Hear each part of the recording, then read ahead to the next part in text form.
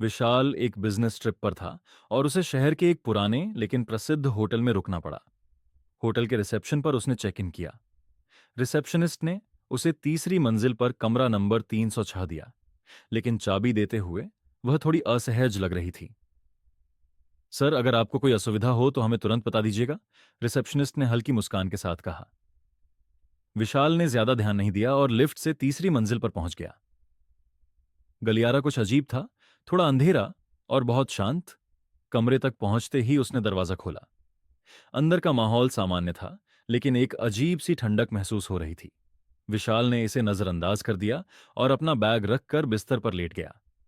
रात के करीब 12 बजे उसकी आंख अचानक खुल गई। कमरे में हल्की हलचल थी, मानो कोई इधर उधर घूम रहा हो।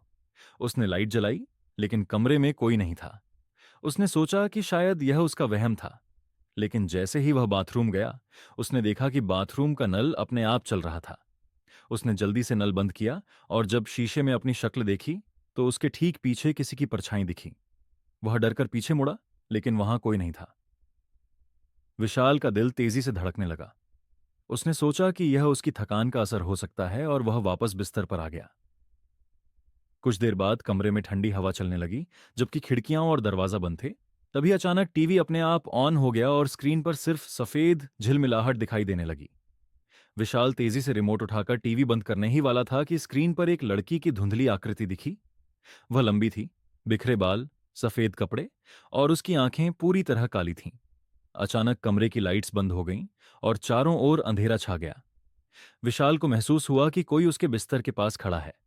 उसने टॉर्च जलाकर देखा, लेकिन वहां कोई नहीं था। तभी बाथरूम से किसी के धीरे धीरे गाने की आवाज आई।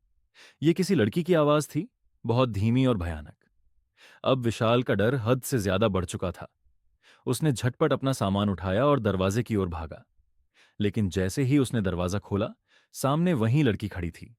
उसका चेहरा अधजला था और उसकी आंखों से खून बह रहा था।